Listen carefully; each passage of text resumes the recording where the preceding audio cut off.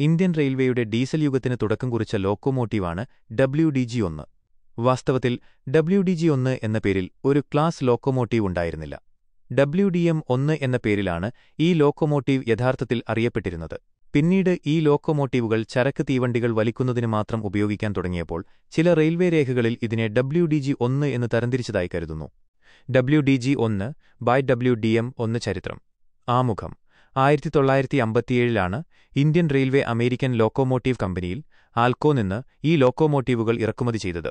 എണ്ണം ഏകദേശം 100-ലധികം WDM-1 ലോക്കോമോട്ടീവുകൾ ഇന്ത്യയിലേക്ക് കൊണ്ടുവന്നു.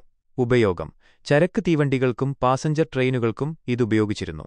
പ്രധാന കേന്ദ്രങ്ങൾ: കിഴക്കൻ, തെക്കുകിഴക്കൻ റെയിൽവേ സോണുകളിലാണ് ഇവ പ്രധാനമായും പ്രവർത്തിച്ചിരുന്നത്. പ്രധാന സവിശേഷതകൾ: കോഡ്: WDM എന്ന കോഡിന് wide gauge, broad gauge, diesel, mixed traffic എന്നാണ് അർത്ഥമാക്കുന്നത്. WDG എന്ന കോഡിന് ഗുഡ്സ്, ചരക്ക് എന്നും അർത്ഥമാക്കുന്നു. എഞ്ചിൻ: WDM-1 12 സിലിണ്ടറുകളുള്ള 1950/1800 ഹോഴ്സ് പവർ HP ശക്തിയുള്ള ഒരു ഡീസൽ എഞ്ചിനാണ് ഉണ്ടായിരുന്നത്.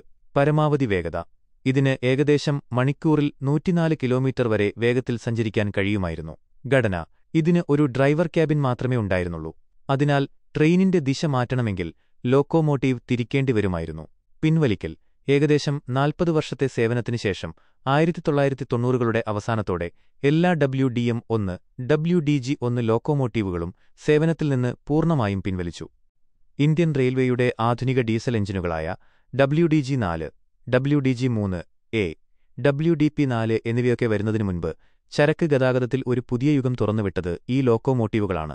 നിലവിൽ ഡൽഹിയിലെ നാഷണൽ റെയിൽ മ്യൂസിയത്തിൽ ഒരു WDM-1 ലോക്കോമോട്ടീവ് പ്രദർശിപ്പിച്ചിട്ടുണ്ട്.